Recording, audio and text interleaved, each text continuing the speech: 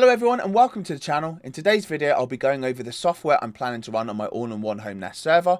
If you missed the previous episode where I broke down all the hardware choices for this build, if you are interested you can find a link to that video in the description box below.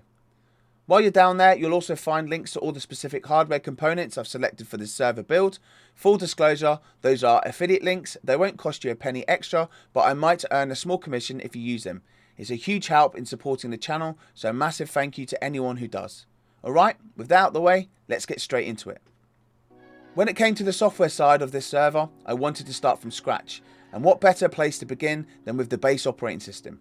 My goal was a hypervisor, something that would let me spin up virtual machines and containers on the fly. Since I was coming from a mini PC that ran Proxmox flawlessly, it was a no-brainer. Proxmox was my first choice right from the start. Next up I needed a NAS file server to house my drives with some form of redundancy. My initial thought was TrueNAS, but as I dug deeper into ZFS and its significant upfront hardware requirements, it quickly became clear it was completely off plan. For my relatively small amount of critical personal data, ZFS's advanced features like bitrot protection and file hashing, while next level, was simply overkill. So it was back to the drawing board. I then considered MergeFS. This open source file system seemed promising, letting me pull multiple storage drives into single folders. Redundancy was still a must, and that's where Unraid came in, ticking that box for me. However, since I'm storing more critical data like photos, videos and documents, I wanted more granular control. While MergeFS combined with Unraid could be a fantastic option for a pure media server, I felt I needed something more robust for my needs. The biggest hurdle I found with this setup was the sheer amount of manual management involved. Sure, OpenMedia Vault offers plugins for GUI management, but I was after ultimate simplicity for my NAS, so I ruled this combo out. This was the moment I seriously started looking at Unraid. Now I usually prefer open source solutions and tend to avoid paid software, but Unraid just ticked every single box. It's regularly updated, supports Docker apps, plugins and virtualization, and handles both NFS and SMB folder shares, all through a sleek GUI. But the absolute best part is how Unraid sets up its array. Especially when combined with the XFS file system, it allows you to add drives to your pool as you need them. You just need one drive to start, plus a larger drive for parity.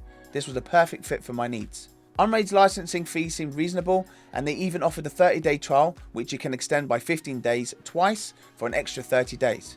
I'll be showing you exactly how to get this extra trial time in a future video, so keep an eye out for that. In my case, I actually needed the extended trial because I experienced several bugs that I needed to iron out. So that 60-day grace period was a lifesaver, giving me ample time to sort out the problems and get the system stable before committing to the license.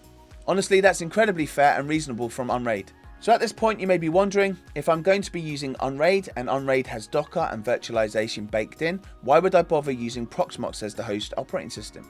The simple answer is better isolation and control over my virtual machines and hardware. While Unraid does have virtualization, it's not as polished or optimized as what you get from a more established hypervisor like Proxmox. I also want to run certain systems completely independent of Unraid. Separating configurations and hardware for different purposes just offered all the benefits I was looking for. Now this setup did introduce a few challenges which I'll be diving into in detail in upcoming videos. If that sounds interesting to you, please consider subscribing to the channel and hitting that notification bell so you don't miss out. My next plan was to run a separate server specifically for my Docker containers. Again, you might ask why.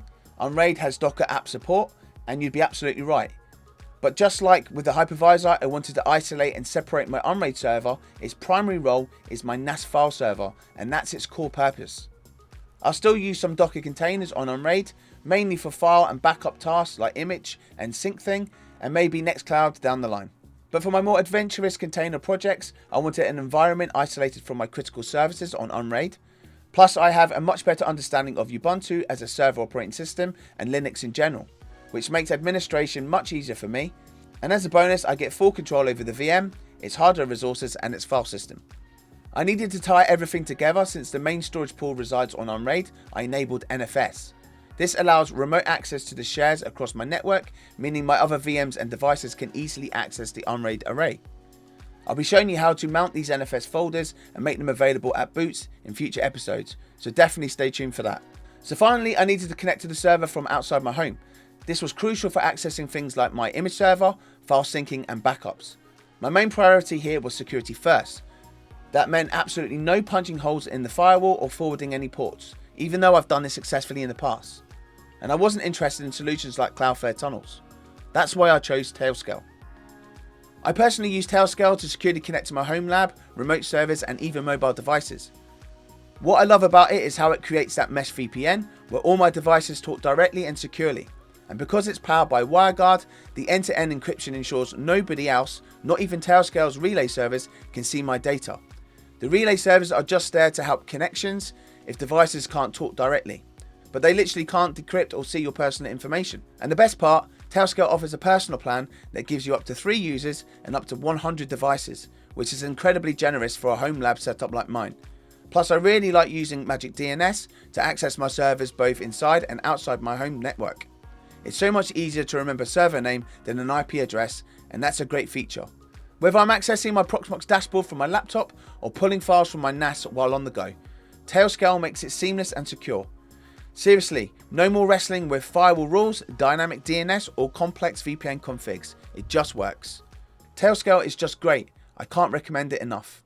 If you've been following along with this YouTube series, you now know all my reasons for building this all-in-one NAS server, plus the specific hardware and software I've chosen and why.